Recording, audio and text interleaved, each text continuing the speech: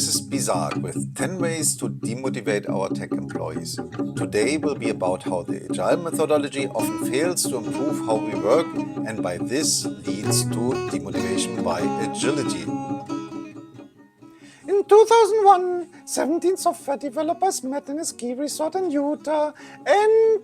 This starts like the founding story of a new religion, and in a way it is. The manifesto of Agile Software development published by this group became a real success story. The word Agile has changed its meaning for software developers. And even if 20 years have passed, Agile Software development is still around.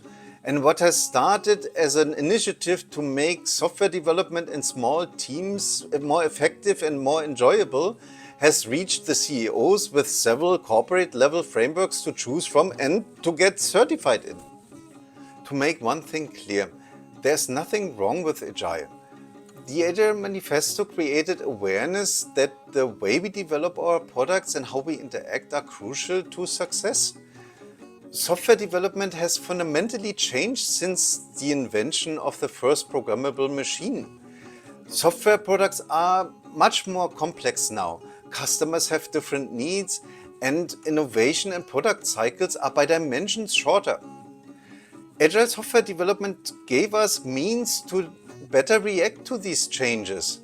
Furthermore, it gave us ceremonies and a language to describe our interactions. It's a bit like medicine. It works very well as long as we use it in the intended way. But if we use it in the wrong situations or for the wrong people or simply too much of it, it can make more harm than good.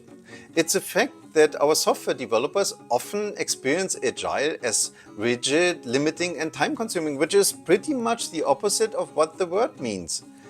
And this should be a warning signal to rethink our approach on agility. Why does Agile software development come with a completely new language? Suddenly we cannot call tasks anymore, but we have to call them stories. Or if they are a bit bigger, epics or themes. Some companies have started to call their groups tribes or guilds. And yes, they have explanations for these renamings, but I find these explanations rather arbitrary. And I also see that these words are not used by everyone in the same way. In theory, using a controlled language should make communication easier and also create some familiarity. But Agile takes this too far. Inventing new words for something existing makes it exclusive and dogmatic. Agility comes with completely new functions like Scrum Master, who is a facilitator of teams working according to Scrum, the most popular Agile methodology. Funnily, Scrum Masters also exist in teams not working according to Scrum. This does not diminish the justification of a facilitator who can drastically increase the productivity of a team. But Scrum Masters often assume the role of political officers who don't work for their teams, but ensure that their teams are working by the book. This is the moment where tech employees will feel harassed. The smartass advice of outsiders is not welcome. Things can become critical when our organizations start to centralize agility and try to adopt one of these corporate frameworks. This comes with much more vocabulary and many new functions. And there will be courses and certifications for learning the theory, and at least some of our tech employees will have to attend. The new functions have to be filled, and this will create new conflicts without solving the existing ones. And there will be new tools and procedures which will make our lives more difficult, as we will need some time to find the shortcuts. At the end, we will have spent a lot of time and energy without producing any new value. And our tech employees will be more stressed and less motivated to do their main task, which is to develop our products. Let's say what we want to prioritize. Better quality, better predictability, name it. And let our teams find their best solutions according to our priorities. Let's allow diversity. Some get better results when they work in pairs and others do not.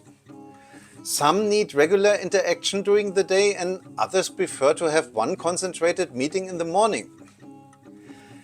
let's be open to what we don't know yet, meaning that we encourage employees to try out new approaches and experiment.